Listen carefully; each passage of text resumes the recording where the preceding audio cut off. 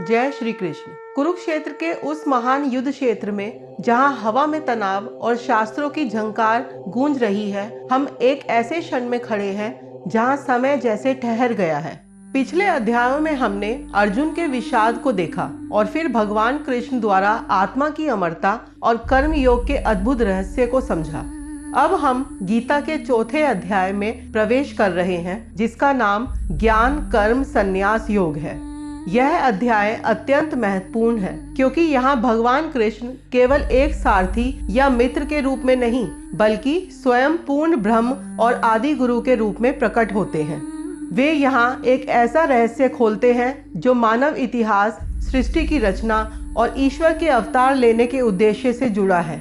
चलिए इस दिव्य यात्रा में आगे बढ़ते हैं। भगवान कृष्ण अर्जुन से कहते हैं कि यह जो अविनाशी योग वे आज उसे सुना रहे हैं, यह कोई नई बात नहीं है। यह ज्ञान उतना ही पुराना है जितनी यह सृष्टि। भगवान बताते हैं कि सृष्टि के आदि में उन्होंने स्वयं यह योग सूर्य यानी विवस्वान को सिखाया था। इसके बाद सूर्य ने इसे अपने पुत्र वैवस्वत मनु को दिया और मनु ने इसे अपने पुत्र राजा इक्ष्वाकु को सौंपा। यहाँ कृष्ण हमें एक बहुत बड़ी बात समझा रहे हैं। वे कहते हैं कि इस प्रकार यह ज्ञान एक पीढ़ी से दूसरी पीढ़ी तक राज ऋषियों यानी वे राजा जो स्वयं ऋषि समान ज्ञानी थे की परंपरा द्वारा प्राप्त किया जाता था। लेकिन जैसे जैसे समय बीतता गया, काल के प्रभाव से यह महान योग इस पृथ्वी लोक पर लगभग लुप्त प्राय हो गया। अर्जुन के मन में यहाँ एक स्वाभाविक शंका उठती है। वह कृष्ण से पूछते हैं, हे केशव, आपका जन्म तो अभी हाल का है और सूर्य का जन्म तो युगों पुराना है। फिर मैं यह कैसे मानूं कि सृष्टि के आरंभ में आपने ही सूर्य को यह उपदेश दिया था। यह प्रश्न केवल अर्जुन का नहीं, बल्कि हम सभी का है जो ईश्वर के मानवीय रूप को देखते हैं। भगवान कृष्ण यहाँ अपनी दिव्य शक्ति का पर्दा उठाते हैं।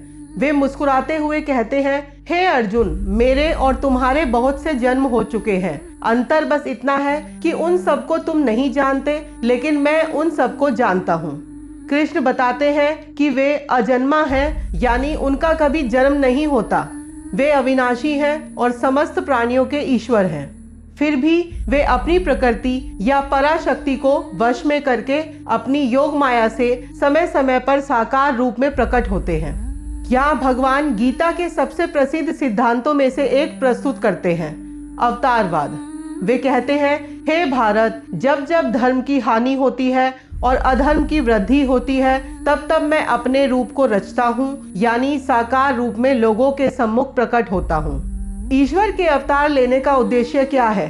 भगवान स्पष्ट करते हैं कि वे साधु पुरुषों के उद्धार के लिए, पाप कर्म करने वालों के विनाश के लिए और धर्म की अच्छी तरह से स्थापना करने के लिए युग युग में प्रकट होते हैं।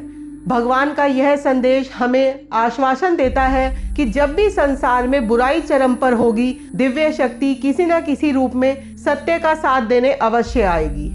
कृष्ण आगे कहते हैं कि जो मनुष्य उनके जन्म और कर्मों की दिव्यता को तत्व से यानी गहराई से जान लेता है, उसे मृत्यु के बाद पुनः इस संसार में जन्म नहीं लेना पड़ता, बल्कि वह साक्षात कृष्ण को ही प्राप्त होता है। पहले भी बहुत से भक्त जिनके राग यानी आसक्ति, भय और क्रोध पूरी तरह नष्ट हो चुके थे, वे भगवान में अनन्य प्रेम पूर्वक स्थित होकर और ज्ञान रूपी तप से पवित्र होकर ईश्वर के स्वरूप को प्राप्त कर चुके हैं। यहाँ एक बहुत ही उदार और सार्वभौमिक सत्य प्रकट होता है। भगवान कहते हैं, जो भक्त मुझे जिस प्रकार भजते हैं, मैं भी उन्हें उसी प्रकार भजता हूँ। सभी मनुष्य हर प्रकार से मेरे ही मार्ग का अनुसरण करते हैं। इसका अर्थ है कि आप भगवान को किसी भी रूप में याद करें, चाहे वह सगुण हो या निर्गुण, वे आपकी भावना के अनुरूप ही आपको फल देते हैं। कृष्ण यह भी समझाते हैं कि इस संसार में सफलता की इच्छा रखने वाले लोग देवताओं की उपासना करते हैं, क्योंकि कर्मों से उत्पन्न होने वाली सिद्धि यहाँ शीघ्र मिल जाती है। भगवान यहाँ समाज की व्यवस्था और अपने अकर्ता होने के रहस्य पर प्रकाश डालते हैं। वे कहते हैं कि ब्राह्मण, क्षत्रिय, वैश्य और शूद्र, इन 4 वर्णों का समूह उन्होंने ही गुणों और कर्मों के विभाग के आधार पर रचा है। ध्यान देने योग्य बात यह है कि यह वर्गीकरण जन्म के आधार पर नहीं, बल्कि व्यक्ति के स्वभाव यानी गुणों और उसके कार्यों यानी कर्मों के आधार पर है। भगवान कहते हैं कि हालांकि वे इस सृष्टि के कर्ता हैं, फिर भी वास्तव में वे अकर्ता हैं। उन्हें कर्मों के फल की कोई लालसा नहीं है, इसलिए कर्म उन्हें लिप्त नहीं करते। और जो मनुष्य भगवान को इस सत्य के साथ जान लेता है, वह भी कर्मों के बंधन में नहीं बंधता। प्राचीन काल में मुमुक्षुओं यानी मोक्ष चाहने वालों ने भी इसी सत्य को जानकर कर्म किए थे। इसलिए कृष्ण अर्जुन को भी उसी प्राचीन मार्ग पर चलने और अपने कर्तव्यों का पालन करने की आज्ञा देते हैं। अब कृष्ण कर्म की उस गहराई में उतरते हैं जहां बड़े बड़े विद्वान भी मोहित हो जाते हैं। प्रश्न उठता है, कर्म क्या है और अकर्म क्या है? भगवान कहते हैं कि कर्म के तत्व को समझना बहुत कठिन है। इसके लिए 3 बातें जानना जरूरी है। पहला, कर्म वह कार्य जो शास्त्रों के अनुसार कर्तव्य मानकर किया जाए। दूसरा, विकर्म वे निषिद्ध कर्म जो अनुचित या पापपूर्ण है। तीसरा, अकर्म कर्मों का पूरी तरह त्याग या कर्म करते हुए भी उसके फल से निर्लिप्त रहना।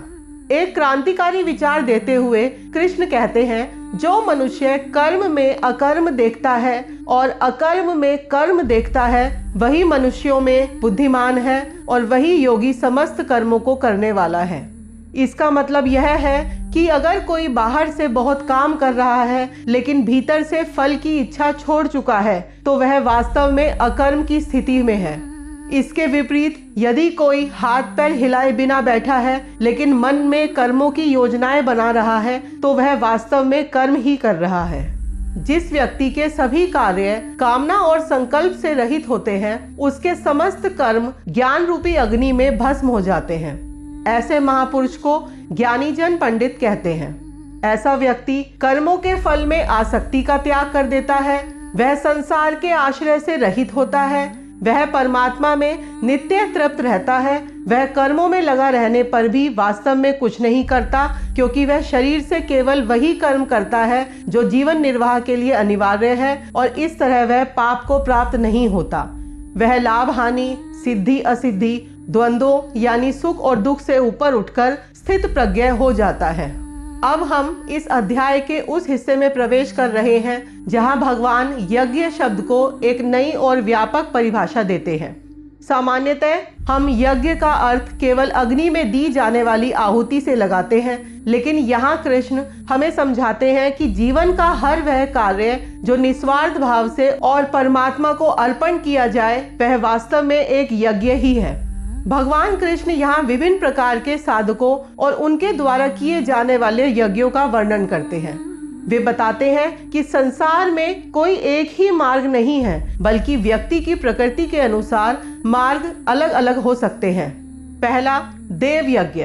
कुछ योगी देवताओं के पूजन रूप यज्ञ का श्रद्धा पूर्वक अनुष्ठान करते हैं।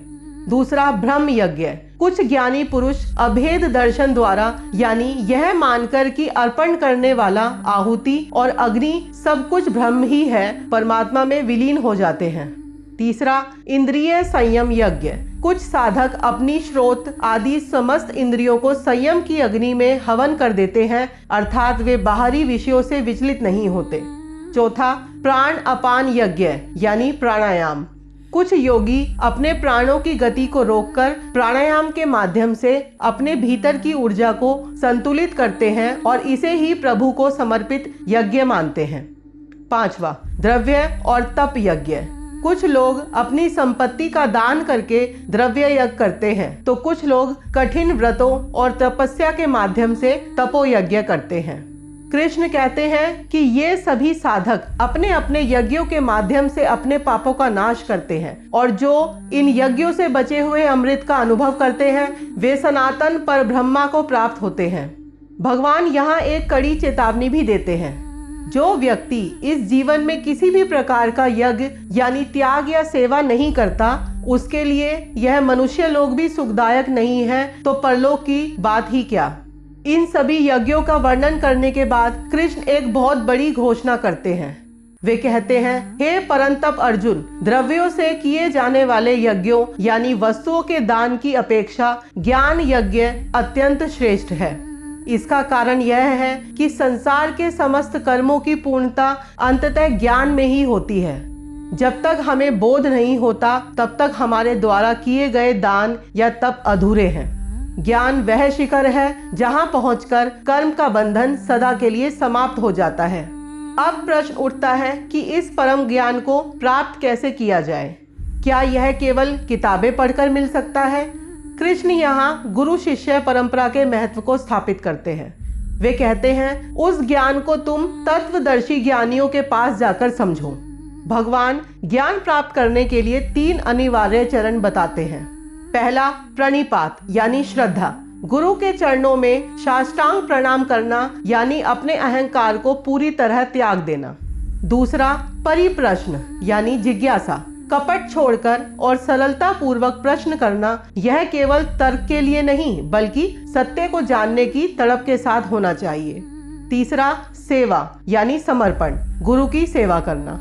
जब कोई साधक इन 3 गुणों के साथ गुरु के पास जाता है तो वे तत्वदर्शी ज्ञानी उसे उस सत्य का उपदेश देते हैं जिसे जानकर मनुष्य फिर कभी मोह के दलदल में नहीं गिरता। उस ज्ञान के बाद अर्जुन को पूरी सृष्टि पहले अपने भीतर और फिर साक्षात परमात्मा में दिखाई देने लगेगी। यहाँ कृष्ण ज्ञान की महिमा को समझाने के लिए 2 बहुत ही सुंदर उपमाओं का प्रयोग करते हैं। पहला, नौका की उपमा। भगवान कहते हैं कि यदि कोई व्यक्ति संसार का सबसे बड़ा पापी भी हो तब भी वह ज्ञान रूपी नौका द्वारा बिना किसी संदेह के पापों के इस विशाल समुद्र को पार कर सकता है। ज्ञान वह शक्ति है जो अतीत के काले से काले साये को भी मिटा सकती है। दूसरा, अग्नि की उपमा। जैसे प्रज्वलित अग्नि भारी से भारी ईंधन को जलाकर राख कर देती है, वैसे ही ज्ञान रूपी अग्नि मनुष्य के संचित कर्मों के समस्त बंधनों को भस्म कर देती है। ज्ञान प्राप्त होने के बाद कर्म हमें बांध नहीं सकते। कृष्ण स्पष्ट करते हैं कि इस संसार में ज्ञान के समान पवित्र करने वाला दूसरा कुछ भी नहीं है और जो कर्मयोगी निरंतर अपने कर्तव्यों का पालन करता है वह समय आने पर स्वयं ही अपने अंतःकरण में उस ज्ञान को प्राप्त कर लेता है। अंत में भगवान बताते हैं कि यह ज्ञान किसे मिलता है। वे कहते हैं कि जिसके पास श्रद्धा है, जो अपने अभ्यास में तत्पर है और जिसने अपनी इंद्रियों को वश में कर लिया है, वही इस ज्ञान को प्राप्त कर सकता है। ज्ञान प्राप्त होते ही मनुष्य को तत्काल परम शांति का अनुभव होता है, लेकिन जो विवेकहीन है, जिसके भीतर श्रद्धा नहीं है और जो हमेशा संशय यानी संदेह में डूबा रहता है, उसका पतन निश्चित है। भगवान कहते हैं, संशय युक्त मनुष्य के लिए ना यह लोक है, ना परलोक और ना ही सुख। संदेह हमारी प्रगति का सबसे बड़ा अवरोधक है। अध्याय के समापन पर श्री कृष्ण अर्जुन को अंतिम प्रेरणा देते हैं। वे कहते हैं कि जिस मनुष्य ने कर्म योग की विधि से अपने समस्त कर्मों को परमात्मा में अर्पण कर दिया है और जिसके संशय ज्ञान द्वारा नष्ट हो चुके हैं, उसे कर्म कभी नहीं बांधते। कृष्ण का अंतिम संदेश गूंजता है, इसलिए हे भरतवंशी अर्जुन, अपने हृदय में स्थित इस अज्ञान से उत्पन्न संशय को विवेक ज्ञान रूपी तलवार से काट डालो। समत्व रूप कर्मयोग में स्थित हो जाओ और युद्ध के लिए खड़े हो जाओ। मित्रों, गीता का यह 4था अध्याय हमें सिखाता है कि हम जो भी कार्य करें वह यज्ञ बन सकता है यदि हम उसमें ज्ञान और निस्वार्थ भाव को जोड़ दें। ज्ञान केवल जानकारी नहीं है, बल्कि वह दृष्टि है जिससे हम संसार को परमात्मा के रूप में देख सकें। यह हमें विश्वास दिलाता है कि कोई भी गलती इतनी बड़ी नहीं है जिसे ज्ञान की अग्नि जला नहीं सके। आशा है कि ज्ञान कर्म संन्यास योग का यह सार आपके जीवन में स्पष्टता और साहस लेकर आएगा। अगले वीडियो में हम 5वें अध्याय कर्म संन्यास योग के बारे में चर्चा करेंगे, जहां श्री कृष्ण कर्म करने और कर्म त्यागने के बीच के बारीक अंतर को और भी गहराइयों से समझाएंगे। तब तक के लिए अपने कर्तव्यों को निभाते रहें और ज्ञान की खोज जारी रखें। जय श्री कृष्ण।